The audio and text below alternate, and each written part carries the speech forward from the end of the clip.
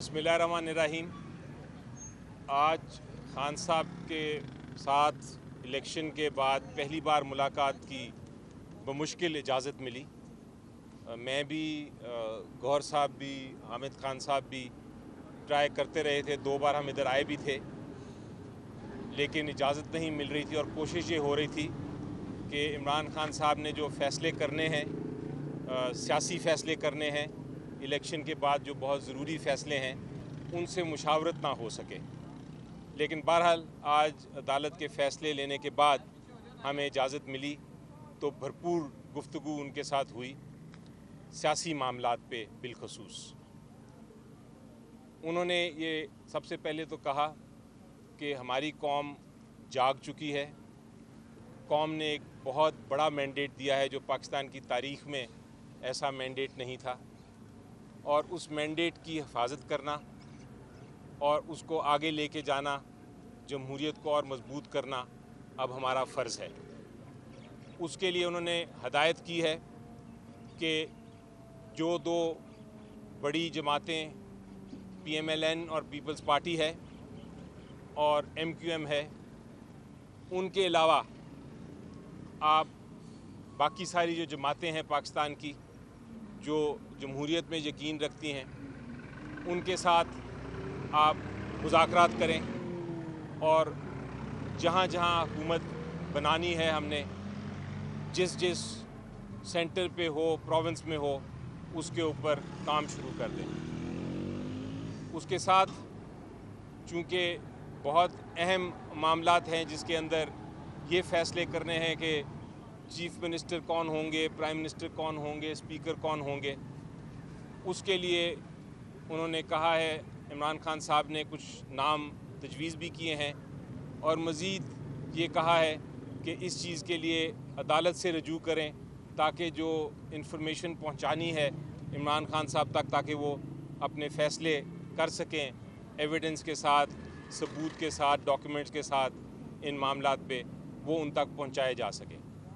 तो ये एक दूसरा बहुत अहम जो फ़ैसला था उन्होंने किया। इसके अलावा फ़िलहाल के लिए जो किन जमातों के साथ मुशावरत करनी है अलायंस की, वो भी उन्होंने हमें बता दी हैं, और आपको जल्द वो सामने आ जाएंगी कि क्या आगे होने जा रहा है सेंटर पे भी और प्रोविंसेस पे भी। इसके अलावा मेरे कॉलीग्स बताएंगे आपको मज़ीद अगर कोई मामलात हैं। आपने बात। बिस्मिल्लाहिर्रहमानिर्रहीम।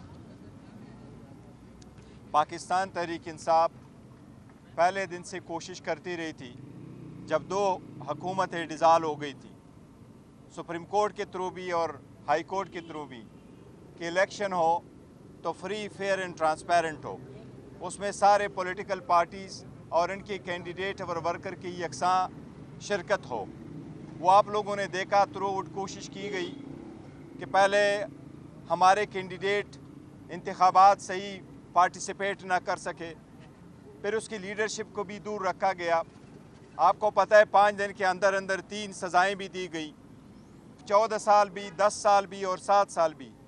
कोशिश यही की गई प्री पोल कि आवाम के पास एक मैसेज जाए कि खान साहब अभी बड़ा अरसा के लिए जा चुके हैं, आप किसी और तरफ देखें। लेकिन अल्हम्दुलिल्लाह अल्लाह ने अपने रहम करम से, आवाम के ताकत से सुरखरू किया। पाकिस्तान की तारीख़ में सबसे पहली मरतबा ऐसी इलेक्शन हुए हैं जिसमें सारी लीडरशिप जेल में होते हुए भी, जिसके निशान के बग़ैर भी आवाम ने ये समझ लिया था कि ताकत का सरचश्मा आवाम है, ग़ुलामी नामंजूर है।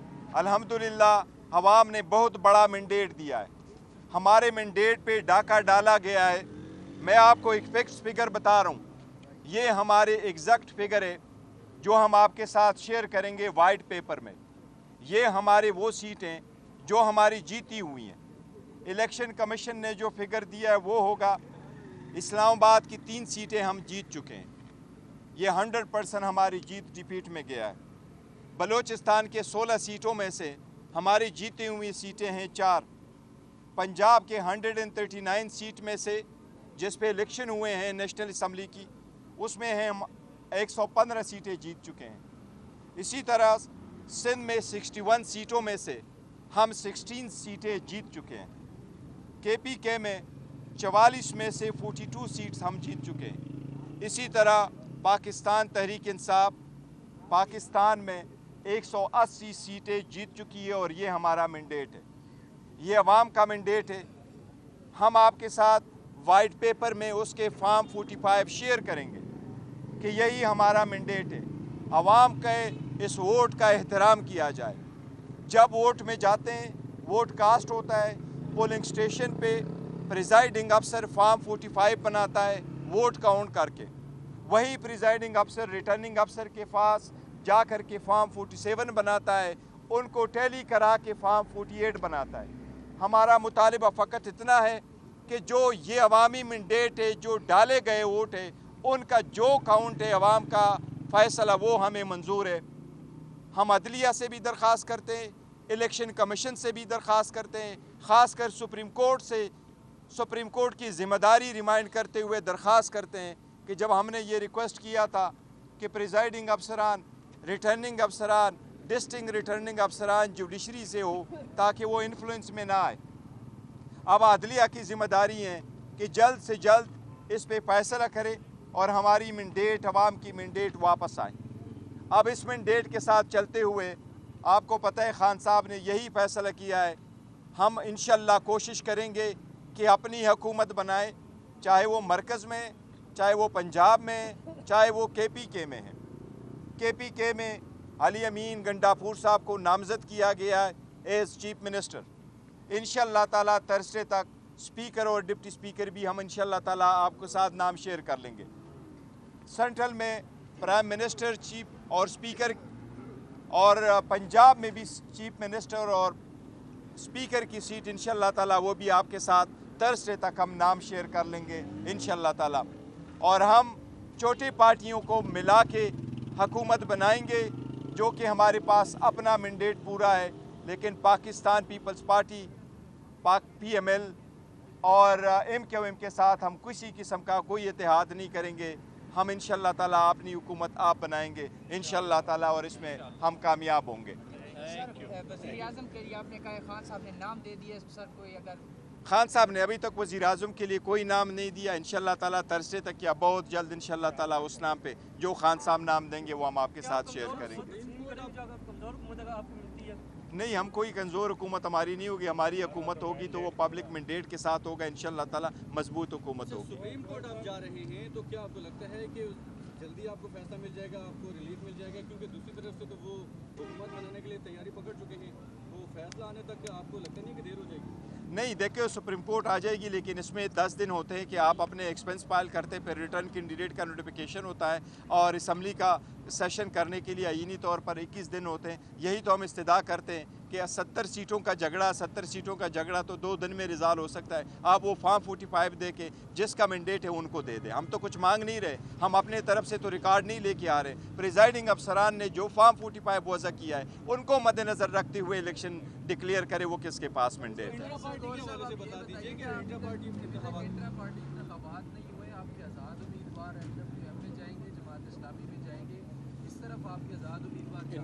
इसके सिलसिले में हमारी बात हुई थी, डिस्कशन हुई थी, इंशाअल्लाह ताला आज शाम तक वो भी आपके साथ शेयर करेंगे किस पार्टी में जा रहे हैं, और इंट्रा पार्टीज इलेक्शन भी इंशाअल्लाह बहुत जल्द करने जा रहे हैं। इंट्रा पार्टी इलेक्शंस आपको याद होगा, अदालतों में जा रहे हैं, इंट्रा पार्टी इलेक्शंस का बता दूं आपको, इंट्रा पार्टी इलेक्शंस आपको याद होगा तैयार हो गए थे, वो प्रोसेस चल रहा है। वही प्रोसेस आज खान साहब से बात हुई है, उन्होंने कहा उस प्रोसेस को आप जल्द से जल्द ख़त्म करें, उसका इलेक्शंस कराएं जो आपकी रिक्वायरमेंट है कानून की भी और वैसे भी हमें कराने थे। तो ये इंशाल्लाह आप देखेंगे कि अगले हफ्ते 10 दिन में इंट्रा पार्टी इलेक्शंस भी हो जाएंगे। Thank you. इलेक्शन कमीशन को मानना पड़ेगा।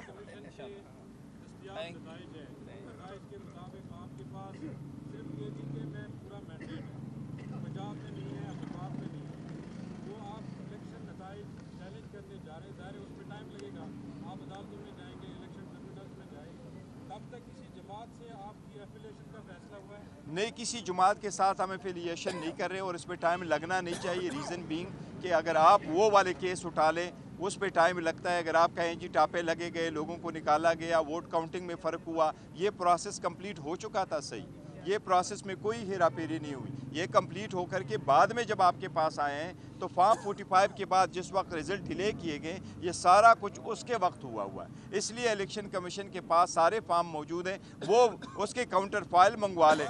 मैक्सिमम 70 सीट से 70 सीट के आपके पास 200 इलेक्शन है, उसमें कितने पोलिंग स्टेशन पे घपला हुआ है। इलेक्शन कमीशन का अगर विल है, और हम यही उनकी जिम्मेदारी है फ्री फेयर ट्रांसपेरेंट इलेक्शन कराना और आवाम का मैंडेट जिसका है उसको देना, कमीशन उसके मुताबिक फैसला। मैं एक और कहना चाहूँगा, इसमें ऐड करना चाहूँगा कि अगर आप असल काउंटिंग करें और असल सीटों का हिसाब लगाएं तो हम कल हुकूमत बना सकते हैं इंशाल्लाह। वो तो इसमें कोई शक नहीं है मेरी नज़र में कि हम वो हुकूमत बना सकते हैं। सिर्फ ये चूँकि एक मैंडेट हमसे चोरी करने की कोशिश की गई है, उस वजह से हमें और कौम को भी दुश्वारी आ रही है हुकूमत बनाने में, लेकिन अदरवाइज़ तो हमें कोई इशू नहीं है अगर आप वाकई ही जेन्युइन इलेक्शन के रिजल्ट्स को देखें।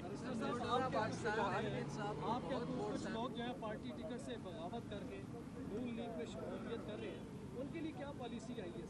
देखिए 99% हमारे पास है और हमारे साथ इन टच है। हमने इस बात की शदीद मजम्मत करते हैं जिन लोगों को अप्रोच किया गया, उनको पैसों का कहा गया। इवन मेरे पास जो कि सबूत वो पैगाम पहुंचा है, वो इवन 10-10 और 25-25 करोड़ तक ऑफ़र की गई है। तो ये ख़रीद व फरोख्त इस मरतबा ख़त्म होनी चाहिए और ख़रीद व फरोख्त हर सूरत ख़त्म हो। यही अंदेशा था हमें कि ये ख़रीद व फरोख्त होगी, यही अंदेशा था कि हमने इलेक्शन कमीशन को कहा था, सुप्रीम कोर्ट को कहा था, हाई कोर्ट को कहा था कि बल्ले के बगैर इलेक्शन में जाने न दे। बल्ला एक बुनियादी हकूक़ है, लेकिन हमारे एक के अलावा 2 के अलावा बाकी नहीं गए हैं। लेकिन ये सारा ये है कि ये आज़ाद निशानात पे ये कैंडिडेट्स इंतखाबात लड़ रहे थे, लेकिन ये पार्टी एफिलिएटेड थे और पार्टी सपोर्टेड थे, पार्टी ने उनका इंट्रोड्यूस कराया था। इसलिए किसी जुमात का इनको अप्रोच करना ये गैर आईनी, गैर कानूनी और बहुत गैर अखलाकी बात है। आप अदालतों में जा रहे हैं सर, अदालतों में आप जा रहे हैं, वहाँ पे अगर आपको इंसाफ नहीं मिलता सर, अगर आपको इंसाफ नहीं मिलता तो फिर सर आप क्या करेंगे? आप अपोजिशन में बैठेंगे? ठीक है,